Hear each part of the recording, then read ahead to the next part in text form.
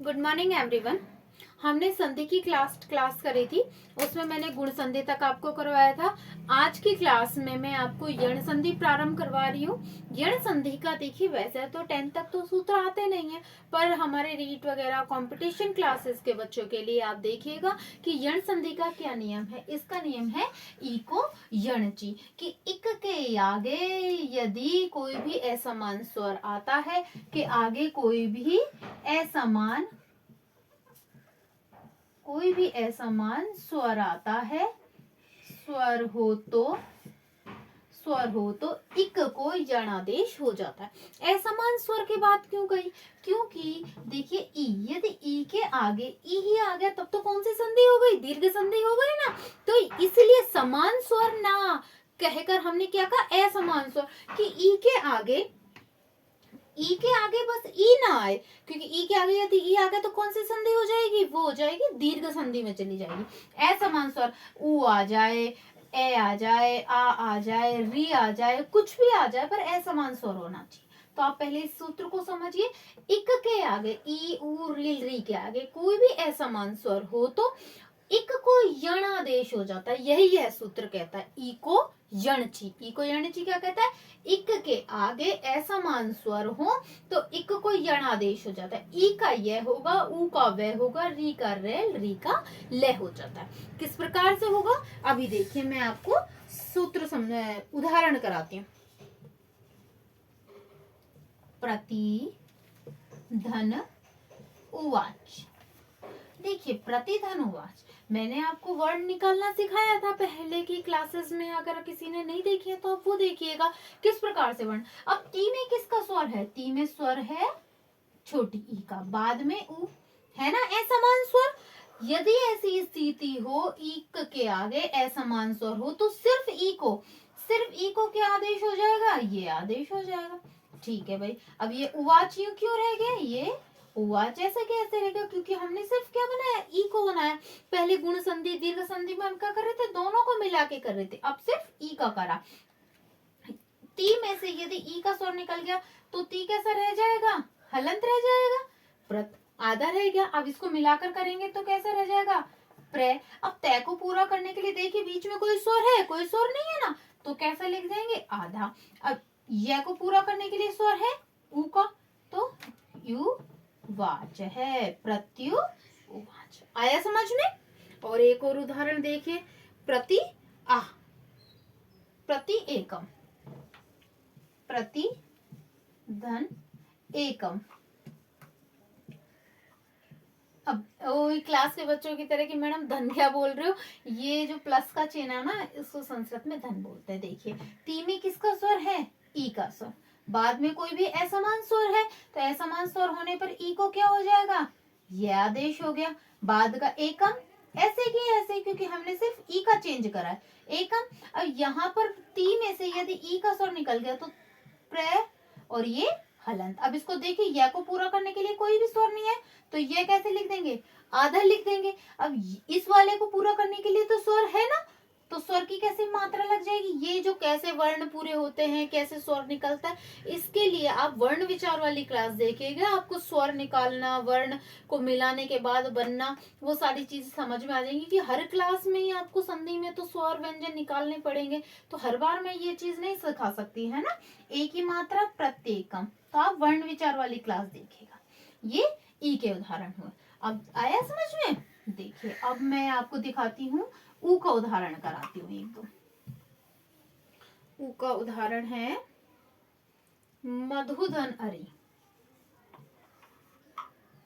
मधुधन अरि। अब देखिए मैंने कहा था प्लस के जस्ट आगे वाले में से वर्ण निकालने हैं। धू में किसका स्वर है? ऊ का, बाद में ए का, है ना भाई। हमारा सूत्र यही कहता है, एक के आगे यदि कोई असमान स्वर हो, है असमान स्वर, तो ई ऊ को क्या हो जाएगा? ऊ को बताना है, ये वे हो जाएगा। ऊ को हमने वे कर दिया, अरे ऐसे के ऐसे लिख दिया। ध में से यदि ऊ निकल गया तो ध कैसा रह गया?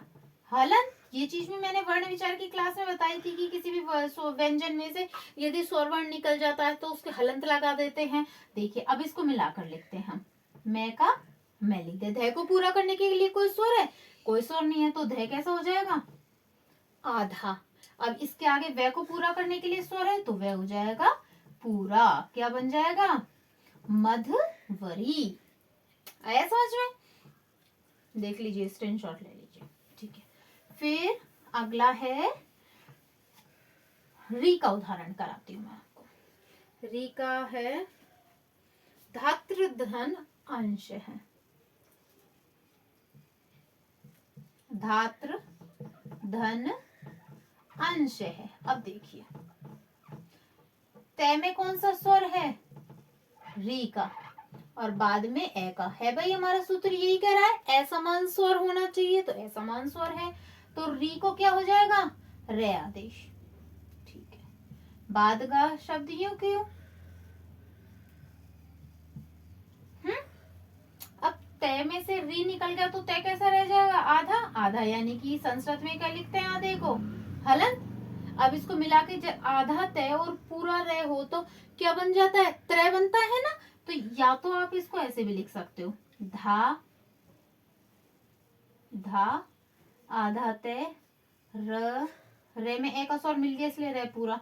या तो आप ऐसे लिख सकते हो, या फिर एक ऑप्शन था आधा तय और पूरा रे मिलकर क्या बनते हैं, त्रय बनते हैं। तो आप इसको धात्रंश, दो तरीके से लिख, त्रय बनाओ तो त्रय बना दो, त्रय नहीं बनाना तो ऐसे कर सकते हो। और एक है री वाला उदाहरण कराती हूँ, देखिए त्री का एक और कराऊं क्या आपको, देखिए त्री का एक और उदाहरण कराती हूँ। मातृ धन आज्ञा,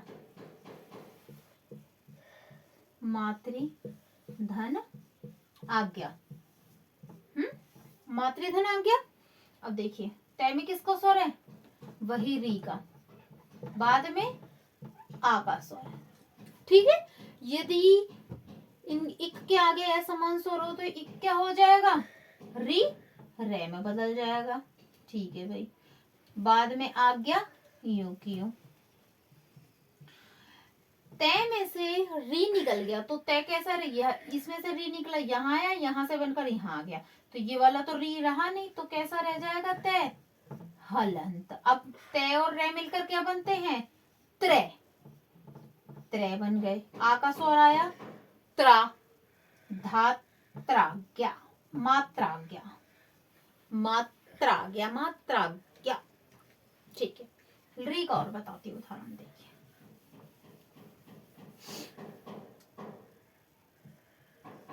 री धन आकृति। देखिए कौन सा, ये तो री यू की हुई है, दिख रहा है, आगे है असमान स्वर, तो री का क्या हो जाएगा, ले, पर वो हलंत वाला। बाद का आकृति यू की यू, यू की यू मिलाकर लिख दो, क्या बन जाएगा, लाकृति। आया समझ में, री री, आगे असमान स्वर, आगे असमान स्वर, तो ऐसी स्थिति हो तो री को ले, री को ले में स्वर मिलाया, मिलाकर लिखा तो लाकृत। ये हुई हमारी यण संधि के नियम। ठीक है, अब आप इसी नियम को आधार बनाइएगा कि इक के आगे यदि असमान स्वर हो तो इक को ये आदेश हो जाता है। अगली संधि में आपको कराती हूँ यण संधि, आप इसे स्क्रीनशॉट लीजिए। देखिए अगली संधि है अयादि संधि। अब अयादि संधि में क्या का सूत्र है, एचो अयव अयव है। फिर वही बात, ये कंपटीशन एग्जाम वाले बच्चों के लिए है, रेट वगैरह के बच्चों के लिए है। आप जब 10th तक के हैं जो देख रहे हैं वो इस सूत्र को याद मत करना, शॉर्ट रूप में याद करना चाहे आपकी मर्जी, अब याद करिए। ठीक है, एचो अयव है, एच के आगे यदि कोई भी स्वर हो तो वह अया अया आय आय आव में बदल जाता है। यानी कि क्या है, यानी कि ए ओ आई औ के बाद यदि कोई भी स्वर हो तो ए को अय में, ओ को अव में, आई को आय में और औ को आव में बदल देते हैं। ये सूत्र कहता है। अब मैं आपको उदाहरण से समझाती हूँ ताकि आपको अच्छे से समझ में आएगा। देखिए ने धन अनम,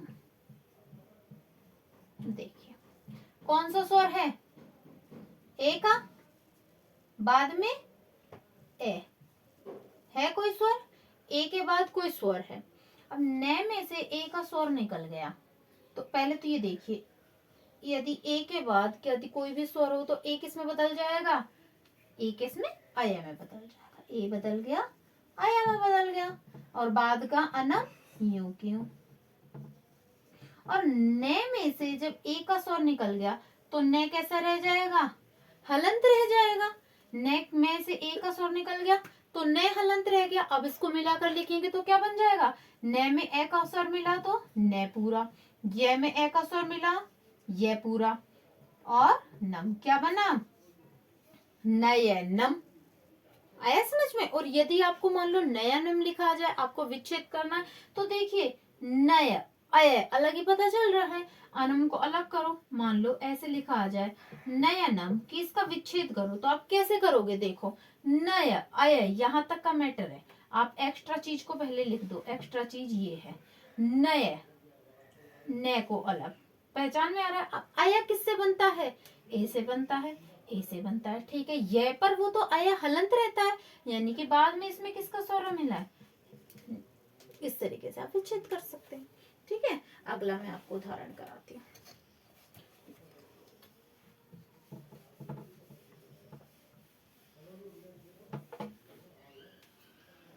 अगला उदाहरण है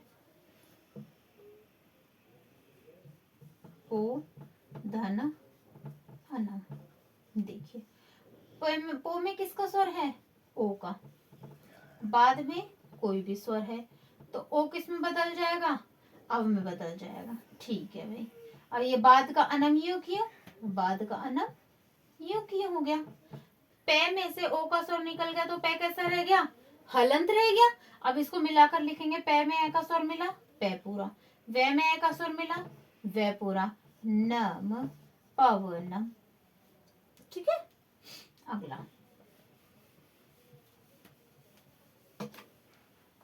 अगला है गई, गई धन अकह।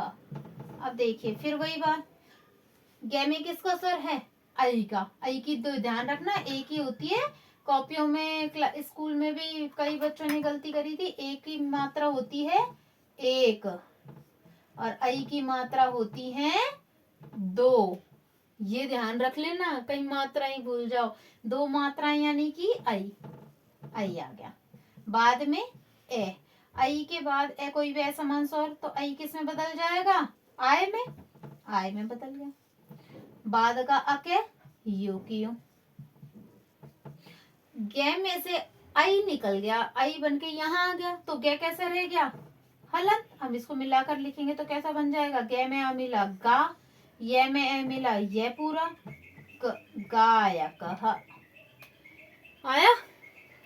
अगला शब्द है हमारा औ। अगला है हमारा औ का। पौधन अकह, पौधन अकह। औ बाद में कोई भी स्वर, औ में किस में बदल जाएगा? आओ में बदल जाएगा, कोई भी स्वर हो। बाद का क्या बना? अकह यूं की यूं। पौ में से औ निकल गया तो पे कैसा रह जाएगा? हलंत। अब इसको मिलाकर लिखो, पे में आ का स्वर मिला पा, वे में ए का स्वर मिला वे पूरा, ओके। अब आप ये मत देखना आ का स्वर मिला, आ का डंडा लगा, ये सारी चीजें आपको देखनी होंगी। वर्ण विचार की क्लास आप देखेंगे, उसके अकॉर्डिंग आप इस चीज को कर पाएंगे। ये हो गया हमारी अयाधी संधि। अब अयाधी संधि में ही एक सूत्र और आता है, एक सूत्र आता है वान्तोई प्रत्यय है। मैं वो सूत्र और कराती हूँ आपको। वान्तोई प्रत्यय, ये रीट वाले बच्चे और ये वाले देख लीजिएगा, 10th तक के बच्चों के तो नहीं आता। वान्तोई प्रत्यय यानी कि यह जो वर्ण होते हैं, ए और औ वगैरह के वर्ण जो होते हैं, इनके बाद यदि कोई भी यकार आदि प्रत्यय होता है तो ए को वही, बस अंतर ये होता है कि भाई यकार आदि प्रत्यय आता है तो ये वाला सूत्र लग जाता है, ए को अय हो जाता है, ओ को आ हो जाता है, अब हो जाता है। देखिए इसका मैं उदाहरण कराती हूँ।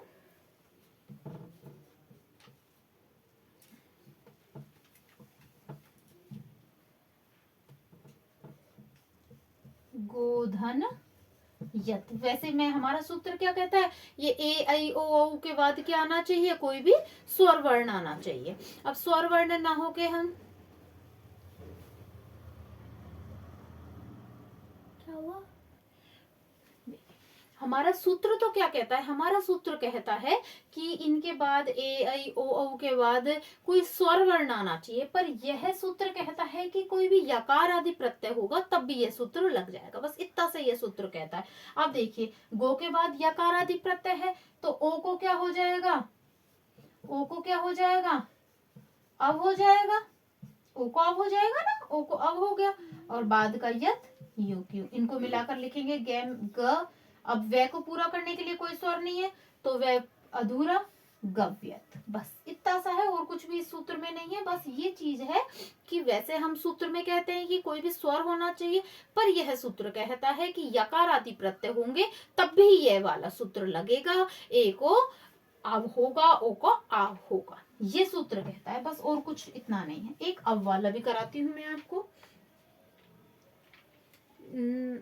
भऊ धन यत, भऊ धन यत। अब देखिए बाद में औ, औ को क्या हो जाएगा, औ को आव। हमारा सूत्र क्या कहता है, यकार आदि प्रत्यय हो तो ये सूत्र लग जाएगा, लगा दिया भाई। भय में से है का स्वर निकला, भयलंत रह गया, मिलाकर लिखेंगे तो क्या बन जाएगा, भाव्यत। बस यह है हमारी हुई अयादि संधि। अयादि संधि में आपको याद क्या करना है, एक जो अयवय सूत्र याद करना है, और एक हमें याद करना है वांतो ही प्रत्यय। वांतो ही प्रत्यय कहता है कि यही सूत्र हमें लगाना है यदि बाद में यकार आदि प्रत्यय भी हो, क्योंकि वैसे तो हमारे क्या होना चाहिए, स्वर होना चाहिए था ना, पर यहाँ पर यदि स्वर नहीं है और कोई यकार आदि प्रत्यय है तब भी हम इस सूत्र को लगा सकते हैं। ये हमारी आज हमारी ज्ञान संधि और अयादि संधि पूरी हुई। Thank you.